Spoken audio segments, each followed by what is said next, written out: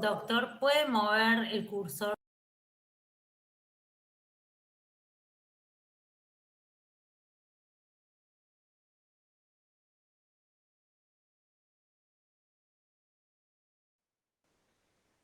Bueno, muchísimas gracias por acompañarnos en el EpiFest, el Congreso Latinoamericano de Epilepsia. En esta oportunidad vamos a estar conversando sobre trastornos en el aprendizaje, la educación y la epilepsia, junto a Francisco Astorino, que es neuropediatra y forma parte de la comisión directiva del ACE, que es la Liga Argentina contra la Epilepsia. Eh, mientras se va dando la charla, pueden ir compartiendo sus preguntas y comentarios y vamos a responder al final de la charla. Bueno, Francisco, cuando quieras puedes comenzar. Hola, buenas noches. Mi nombre es Francisco Astorino, soy neuropediatra y es un placer poder compartir con ustedes un ratito, aunque sea a las 21:40 de la noche. Voy a ser breve, conciso y preciso para que nos podamos ir todos a cenar algo y después a dormir tranquilos con alguna información más, que ya han compartido bastantes. El tema Muchas que gracias. me fue asignado fue dificultades del aprendizaje, educación y epilepsia, y eso disparó en mí, perdón, que cometí un error, lo siguiente, y es hablar acerca de las comorbilidades en el desarrollo de niños con epilepsia. Lo primero para decir es que los compromisos del desarrollo cognitivos y conductuales son frecuentes en los niños con epilepsia. De hecho, son más frecuentes y severos en aquellos que tienen una epilepsia refractaria. Para quienes estuvieron recién en una charla de hemisferectomía y de cirugía de la epilepsia, muchos pacientes candidatos a ese tipo de tratamiento tienen epilepsia refractaria, por ende comparten estos síntomas. Por, por supuesto que tener mayor compromiso cognitivo y tener mayor compromiso conductual se asocia con una peor calidad de vida. Usualmente estos compromisos están subdiagnosticados y como consecuencia no son abordados terapéuticamente como corresponde. Importante decir que estos compromisos en la conducta, como los trastornos del lenguaje y las escasas habilidades sociales, lo que van a hacer es afectar adversamente el funcionamiento psicosocial tanto de niños como niñas con epilepsia. Para poder intervenir temprano y terapéuticamente en estos niños, lo que debería hacerse es una vigilancia y una evaluación de ese funcionamiento cognitivo, de esa habilidad en la comunicación, respecto también de sus comportamientos y de sus conductas de adaptación. Hablamos de comorbilidades. ¿Cuáles son estas comorbilidades? Por ejemplo, rendimiento intelectual de rango bajo o muy bajo, o inclusive retraso cognitivo de grado leve, moderado a severo. La presencia de trastornos de aprendizaje. La presencia de déficit de atención e hiperactividad como síndromes con un perfil predominantemente desatento, está muy descrita en epilepsia. La presencia de TEA o autismo y los compromisos psiquiátricos. ¿Cuáles son los factores que están asociados con esta comorbilidad cognitiva, con esta dificultad intelectual en aquellos que tienen epilepsia? Una puede ser la etiología de la epilepsia misma. Otra pueden ser inclusive las drogas que tomamos o que recibimos para el tratamiento de la epilepsia.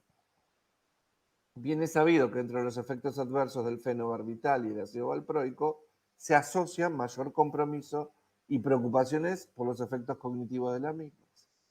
O también trastornos del sueño, lo que afecta también el aprendizaje o la condición de nuestros pacientes pediátricos. Y hay drogas como el fenobarbital, la difenilidantoína y la carbamazepina, como el ácido valproico y el felmamato también, que provocan estas dificultades. Ahora, hablamos recién de un ejemplo de comorbilidades en el desarrollo por la causa de la epilepsia. Un ejemplo muy frecuente es una enfermedad rara que se llama déficit del transportador de glucosa tipo 1. Hagamos de cuenta que la glucosa es el fluido o el combustible que el cerebro necesita para cumplir sus funciones. La dificultad ante la falta de un transportador de ese combustible al interior de las células neuronales conlleva a distintas dificultades, entre ellas, por ejemplo, a la presentación de una dificultad anatómica o una malformación anatómica que es la microcefalia. Otra es el retraso cognitivo, otra es la epilepsia y otra es los trastornos del movimiento. Entonces, una misma causa que es responsable de la epilepsia también puede ser la causa del compromiso o comorbilidad que lleva acompañando esta epilepsia. Y ahí está el ejemplo. El déficit de transportador de glucosa, que recibe como dieta cetógena una indicación absoluta, no solo mejora la epilepsia en el tratamiento, sino que también es capaz de menguar o de modificar estas consecuencias cognitivas y conductuales propias de la etiología. Otras comorbilidades en el desarrollo de los niños con epilepsia. Por ejemplo, el déficit cognitivo. 70% de los niños no epilépticos pudieran tener retraso cognitivo, versus la población general que solo la tiene en un 10%. Trastornos específicos del aprendizaje. Se encuentran pacientes con un compromiso de un CI llegando a 80, que es para poder entenderlo promedio bajo, con dificultades específicas en la lectura, o la escritura y en el cálculo, mucho más en pacientes con epilepsia que pacientes sin epilepsia. La presencia de TEA o autismo como comorbilidad en los pacientes con epilepsia sube de un rango de un 5 a un 45% más que en los pacientes que inclusive tuvieran menor CI y compromisos motores y no tuvieran epilepsia. Vamos viendo cómo el hecho simplemente de poseer epilepsia aumenta los riesgos y los porcentajes de riesgo de poder padecer estas comorbilidades. TDAH, que es el déficit de atención e hiperactividad, es mucho más común en pacientes con epilepsia versus niños sin epilepsia. Si ustedes ven los porcentajes, de un 28 a un 70% de niños con epilepsia, baja un 5 a un 10% en los niños que no la padecen. ¿Cuál es la relación entre las crisis epilépticas de un paciente con epilepsia y estas comorbilidades? Si ustedes ven el cuadro ahí, pueden seguir mi cursor, van a ver que hay varios numeritos. En el primer box, ustedes encuentran los mecanismos productores de la epilepsia, que pueden ser genéticos, pueden ser estructurales, pueden ser metabólicos, pueden ser errores congénitos del metabolismo, pueden ser inmunológicos e infecciosos. Dichos mecanismos en la flecha 1 son responsables de la presencia clínica de crisis y descargas. Y a su vez, estas crisis y descargas pueden contribuir a la presencia o a la persistencia de ese error o ese mecanismo productor. A su vez, como las neuronas no son seres aislados, sino son células aisladas y conllevan a conformar redes, esas redes pueden juntarse o conectarse con áreas que controlan todo lo que tiene que ver con las funciones cognitivas, las funciones conductuales, las funciones del comportamiento o psiquiátricas, las funciones que regulan el sueño y las funciones que regulan el funcionamiento social, a lo que nosotros llamamos comorbilidades. Y tanto la presencia o no de crisis y de crisis intelectuales pueden colaborar también con la persistencia de esas comorbilidades. La próxima dice que las comorbilidades en el desarrollo pueden afectar, por ejemplo, funciones a pesar de tener una inteligencia normal, que son aquellas funciones que yo necesito para aprender, por ejemplo, memoria de trabajo, la velocidad en el procesamiento, que es mucho mayor en niños con epilepsia que en niños sin epilepsia. 20-70% de los niños con epilepsia padecen, ya dijimos, déficit de atención, y parecería ser que el perfil más comprometido es el inatentivo, que son pacientes con déficit fundamentalmente en la atención. La etiología de la epilepsia tiene estrecha relación, ya hablamos del déficit de GLUT1. ¿Y cómo hago yo para evaluar esto? Existe una serie de baterías que se llaman evaluaciones neuropsicológicas, que son la regla de oro para seguir estos chicos. Ahora bien, otra vez vuelvo a decir lo siguiente. Las funciones afectadas y el tipo de epilepsia. Si ustedes ven a la derecha de su pantalla, hay una cierta denominación o un listado de, por ejemplo, encefalopatías epilépticas como el síndrome de West, el síndrome de Lennox-Gastaut, la epilepsia de inicio temprano. Todas estas tienen funciones afectadas y entre ellas la que predomina es el retraso cognitivo. Otras epilepsias como las epilepsias focales con un CI normal y la epilepsia del lóbulo temporal no dominante pueden simplemente tener una velocidad de procesamiento mayor. Ahora, también encefalopatías como el Lennox-Gastaut y el síndrome de West pueden estar acompañadas de autismo. ¿Sí? En general, cuanto más refractaria sea el tipo de epilepsia, generalmente el compromiso y la comorbilidad suele ser más acentuado. Otras comorbilidades como la afectación de la memoria de trabajo, la velocidad de procesamiento y todo lo demás. Ya hablamos de cómo se produce esta disfunción cognitiva. Ahora, la pregunta de todos es ¿por qué? Muchos mecanismos, pocos tan probados. Por eso se habla de mecanismos multifactoriales. Los individuos con predisposición a desarrollar epilepsia, previamente se sabe que ya muestran algunos índices de comorbilidades. Y un fenómeno que se estudió en ratas, que son ratas de encendido rápido, que parece ser que estas ratitas cuando van a desarrollar sus convulsiones empiezan a funcionar mucho más lentos. Algunas etiologías no son solo la causa, sino también una parte de una disfunción global. Acabamos de hablar de acerca del déficit de GLUT1. También otras enfermedades como las enfermedades mitocondriales o las enfermedades de depósito. También otra explicación podría ser disfunciones en ciertos mecanismos moleculares muy pequeñitos en donde hay ciertos canales que permiten el ingreso del sodio adentro de la célula, a lo que se llaman en general, o llamamos en general, canalopatías. Un ejemplo común de esto es el síndrome de Dravet, que es una enfermedad, que es una epilepsia, que está mapeada y que tiene un gen asociado, que es este gen que se llama SCN1A, y que tiene que ver con la regulación de la función de estos canales de sodio que dependen del voltaje. Ahí parece ser que este gen codifica una proteína que al estar deficiente, esta proteína no funciona y en esa subunidad alfa de esta proteína se produce una anomalía en los canales de sodio, por ende el sodio no va a circular en la célula como corresponde. Esa es otra explicación. Y otra es el efecto de las crisis, muchas crisis o muchas actividades intercrisis en el electroencefalograma, pero esto está siendo revisado y siempre es motivo de discusiones.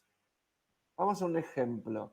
Este ejemplo no es para que lo tengan súper en cuenta, pero sí es para entender la dificultad de evaluar neuropsicológicamente las funciones en algún paciente con epilepsia. Por ejemplo, porque tengo muchos dominios que evaluar. Tengo que evaluar el desarrollo, tengo que evaluar la cognición, tengo que evaluar aspectos psicológicos, ¿sí? Tengo que evaluar aspectos sociales o socioeconómicos, tengo que evaluar aspectos genéticos y también tengo que ver las características de la lesión. O sea que la evaluación completa de un paciente con epilepsia y con comorbilidades cognitivas suele no ser tan sencilla. Espero seguir yendo bien. Ahora, algo importante para aquellos que quieran leer, en el libro de neuropsicología de Natalio Fegerman y la doctora Graniana hay un capítulo escrito por el doctor Caraballo y la doctora Ronconi, ambos de mucha actividad en la epilepsia, en donde dice que el propósito de explorar neuropsicológicamente a los pacientes con epilepsia es evaluar los efectos cognitivos, conductuales y emocionales, así como también el funcionamiento adaptativo de estas personas con epilepsia. Me pareció válido rescatar esto porque no es solamente entender o tratar de averiguar cuán inteligente o cuántos son los efectos cognitivos, sino saber que las comorbilidades pueden ser en distintos aspectos del desarrollo, lo que influirá en un desempeño escolar bueno, malo o regular o pésimo. Importante saber que las evaluaciones neuropsicológicas o las baterías tradicionales se pueden aplicar, pero no son un método que sean disponibles en todos los pacientes. Por ende, tengo que echar manos a algunas herramientas que me sirvan para vigilar o screenear. La palabra screening hace provoca la sensación de que yo tengo que estar vigilando, como un inspector, para ver qué es lo que pueda pasar. Recuerden las ratitas Kindling que se ponían más lentas. Bueno, yo tengo que ver antes o durante el seguimiento de mi paciente con epilepsia si hay algo en estas comorbilidades cognitivas, conductuales, emocionales, psiquiátricas o psicológicas que puede estar desfasado. Lamentablemente el cuadro es muy pequeñito, pero aquí lo que figuran son las recomendaciones mínimas del abordaje cognitivo en pacientes con distintos síndromes epilépticos. Ahora bien, instrumentos de evaluación, que es lo que ustedes pueden preguntar. Hay muchos muy baratos, pero lo importante es que estos instrumentos de evaluación tengan ciertas características. La primera es que sean universalmente validados. O sea, voy a un ejemplo particular. El ASQ3, que es la escala de estados y está aprobada en la Argentina. Entonces yo puedo usarla, se puede usar y puedo determinar si el niño tiene algún problema del desarrollo temprano en alguno de sus 5 dominios, como son la comunicación, la socialización, la motricidad gruesa, la motricidad fina y la resolución de problemas. Y lo bueno es que dura 10 minutos, puede ser autoadministrable a través del padre o el cuidador y escorearla o puntuarla llevando más de 3 minutos. Y yo tengo, tanto en inglés o en castellano, una idea de cómo un niño entre 1 mes y 5 años puede tener afectado 1, 2 o todos esos dominios y tener una idea aproximada de lo que puede estar pasando con mi bebé pequeño, con un niño que tiene, aparte de poca edad, su desarrollo comprometido y por ahí puedan no echar manos a otras pruebas. Otra muy utilizada para el aspecto conductual es la escala CBCL. Está hecha por el doctor Achenbach y hay dos versiones, una para niños de 1,5 a 5 años y otra para niños de 4 a 18 años. Sobre todo lo que ven la CBCL es problemas conductuales, emocionales y del lenguaje. Insisto otra vez, se puede utilizar en niños de 1 a 5 años y la de Achenbach de 4 a 18 hasta adolescentes que llegan a esta edad. Poco tiempo de administración, poco tiempo de escoreo o de puntaje y validez tanto en castellano como en inglés. Y así con otras tantas, como el SDQ, como el SCQ, como la escala de Vineland, en donde, por ejemplo, las ventajas de la Vineland es que me da el funcionamiento adaptativo del individuo a través de la entrevista que yo le hago al cuidador. Y puedo hacerla en personas de 1 día, 2 días, 3 días de vida, hasta en personas de 90 años.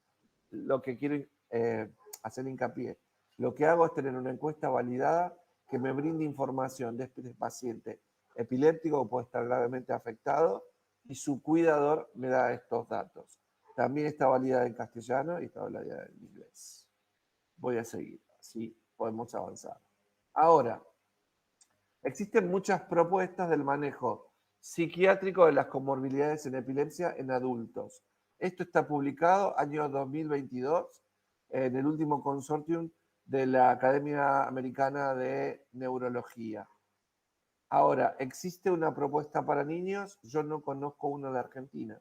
Y a través del ACE lo que podríamos hacer es extender una propuesta para ver, de consensuar cuál es el manejo de las comorbilidades, tanto cognitivas como psiquiátricas de nuestros pacientes. Sería de mucha utilidad poder tener un consenso o una unidad de pensamiento.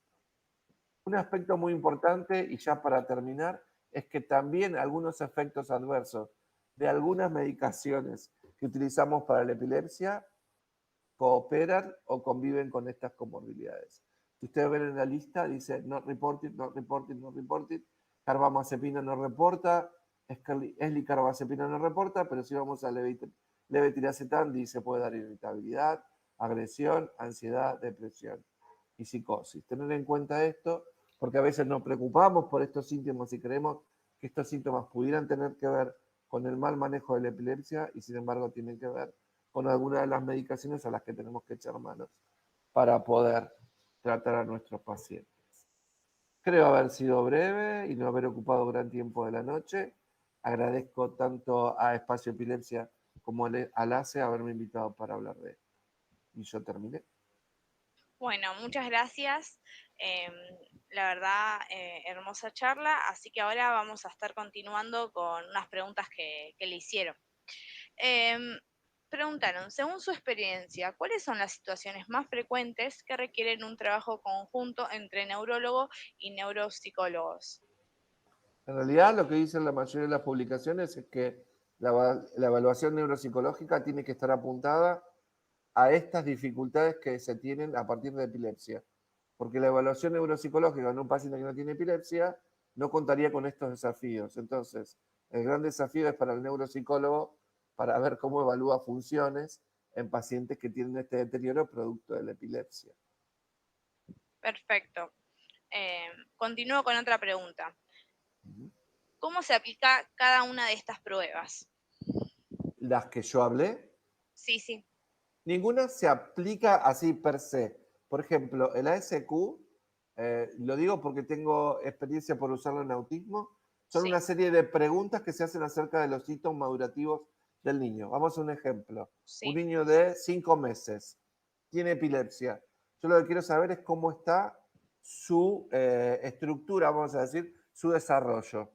Entonces tengo 5 preguntas desde el dominio comunicación. Voy a inventar. Balbucea, lo escucha cuando usted habla, ta, ta, ta, ta, ta, ta, ta, ta, ta. 5 preguntas, 6 preguntas. Cada pregunta tiene 3 valores, 0, 5, 10 puntos. Si el niño lo hace habitualmente son 10, si lo hace a veces 5, si no lo hace 0. Se otorgan los puntajes y se hace una suma.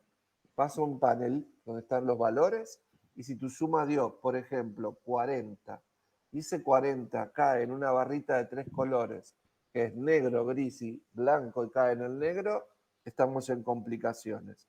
Decimos que tenemos un problema en la comunicación bastante importante. Cae en el gris, hay que vigilar y ver qué pasa. Y cae en el blanco, no tengo problemas acá.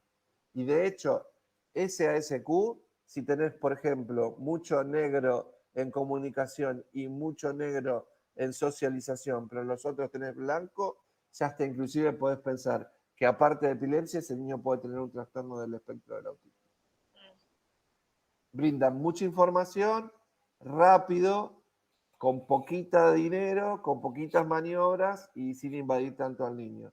A veces ese es el problema, los pacientes epilépticos con compromisos conductuales no colaboran para desarrollar las pruebas neuropsicológicas. Es un desafío importante. Muchas gracias. Voy con otra pregunta más. ¿Cómo se aborda integralmente al grupo familiar? ¿Se sugiere que asistan a terapia individual? Yo no soy psicólogo, supongo que habrá 2 rubros o 2 modos de actuar. La terapia familiar, no sé a qué se refiere la persona que la pregunta, si se refiere a la terapia familiar para afrontar el hecho de tener un hijo o un niño con una epilepsia, o si se refiere a la terapia de conducta psicológica para abordar los desfasajes de la conducta de su hijo. Ahí Yo habría que creo ver. que a lo que se refiere es si el tercero, o sea, el que está con el niño sería padre o madre, si también tendría que ir a terapia por ver lo que le sucede. Un ejemplo, ¿no? Ok, comprendo tu pregunta. Si fuera ese el caso, en lo personal creo que esa persona debería ir a entrenarse con algún psicólogo o un psicoterapeuta que pueda darle pautas para el manejo de la conducta, Tal cual. por fuera de la epilepsia. Pautas para el manejo de la conducta, como se las podría dar para un hijo que no tiene epilepsia y que tiene un déficit de atención, o para un hijo que no tiene epilepsia y no tiene nada, pero se porta mal. Tal cual. Manejar la conducta, a lo mejor puede hacer una capacitación o un entrenamiento, podemos decir, que el papá o la mamá o el cuidador debería tener para poder manejar estas situaciones conductuales. Tal cual, Espero súper haber contestado. importante. Sí, sí, sí, espero que sí, y me pareció igual súper importante lo que remarcaste. La Bien. última pregunta que queda es si sobre la alimentación, como la dieta cetogénica u otras, pueden cooperar en la disminución de efectos secundarios. Bueno, en el déficit de GLUT1, que es el déficit de este transportador de la glucosa adentro de la célula, la dieta cetogénica es la indicación. Es la indicación, no solamente porque tiene su efecto sobre las crisis, sino que tiene efectos sobre los otros mecanismos, que ese déficit de glucosa al entrar a la célula provoca en ese individuo que tiene ese déficit enzimático. Y son mecanismos cognitivos, conductuales. Entonces, no es solamente beneficiosa la dieta en controlar las crisis, sino que si actúa rápidamente también puede controlar muchos síntomas que son deleterios, y si uno se demorara en aplicar la dieta, una vez que se perdieron estamos complicados. Bueno, muchísimas gracias, Doc. De nada, Rocío. Muchísimas gracias por estar, la verdad súper interesante la charla, así que te remil agradezco. Gracias por acompañarnos a todos en este primer día del EpiFest. Fueron increíbles charlas las que vivimos el día de hoy. Día-noche ya. Sí, ya es de noche. Casi ya son, medianoche. Casi medianoche. Van a ser las 10:30 de la noche, así que bueno, agradecerles a todos la paciencia. Y a los oradores por todo lo que expusieron. Los invitamos a que compartan sus fotos y comentarios en nuestra cuenta de Instagram, Espacio de Epilepsia, y nos vemos mañana viernes a las 18 horas para seguir aprendiendo sobre neurología y epilepsia. Muy bien. Muchísimas Saludos, gracias. gracias a ustedes.